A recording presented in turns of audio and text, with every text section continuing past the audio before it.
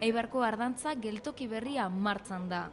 Tren zerbitzuaren kalitatea, maiztasuna, bidaien denbora eta segurtasuna hobetzen dituelarik. Pasaleku berriaren azalera 2258 metro karratukoa da. Hiriaren erdian, Aiziarako gune berria. Ardantzan geltoki berria eraiki eta trazaduren zati bat estali egin dugu, eta horrekin trenbidearen gainean 201 metroko pasealeku eder bat sortu dugu. Horretaz aparte, trenbidea bikoiztu egin dugu. Baina hori ez da dena.